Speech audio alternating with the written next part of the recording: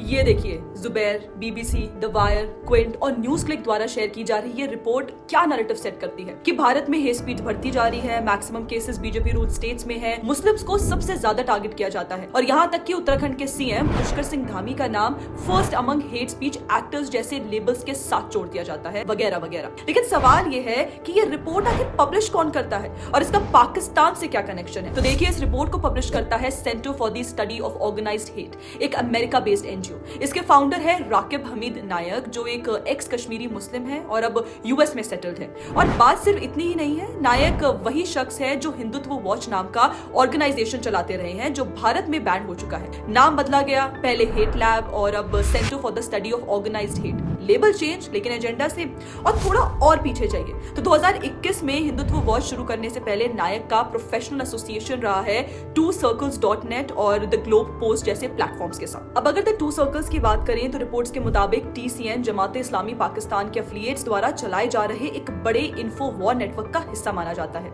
TCN का नाम पाकिस्तान की ऑप ट्यूपैक स्ट्रैटेजी से भी जोड़ा जाता है, जिसका एलिज्ड ऑब्जेक्टिव इंडिया का बाल्कनाइजेशन बताया जाता है। इस प्लेटफॉर्म की फाउंडेशन रखी थी काशिफ उल हुडा ने। काशिफ पर सिमी सिंपैथाइजर होने और इंडिया के डिसइंटीग्रेशन को सपोर्ट करने जैसे सीरियस एलिगेशंस रहे हैं। और बात सिर्फ यही खत्म नहीं होती, हिंदुत्व वॉच के पाकिस्तान लिंक्ड एजेंडा से भी कई लोग वाकिफ हैं, जहां डिस्टॉर्टेड मैप्स का यूज करके भारत के खिलाफ नैरेटिव्स बनाए गए। इस ऑर्गेनाइजेशन से एसोसिएटेड सरदार आदिल कयानी पर पाकिस्तानी मुस्लिम लीग और पाकिस्तानी एस्टैब्लिशमेंट इंक्लूडिंग ISI से एसोसिएशन के एलिगेशंस लगे हैं। और इसी नेटवर्क के थ्रू भारत में माइनॉरिटीज प्रोसिक्यूशन पर फेक और एग्जैजरेटेड रिपोर्ट पुश की गई। और फिर पैटर्न समझिए यहाँ पे क्या हुआ। पहले ऐसे biased, one sided, anti India reports तैयार होती हैं, फिर उन्हें यूएस स्टेट डिपार्टमेंट और वेस्टर्न पॉलिसी सर्कल्स तक इंडिया के खिलाफ लॉबिंग के लिए पुश किया जाता है। और जब Center for the Study of Organized Hate जैसे यूएस बेस्ड एनजीओज ऐसे रिपोर्ट्स पब्लिश करते हैं, तो भारत में बैठा जुबैर का इकोसिस्टम और विदेश में बैठा वेस्टर्न प्रोपेगेंडा मशीनरी जैसे बीबीसी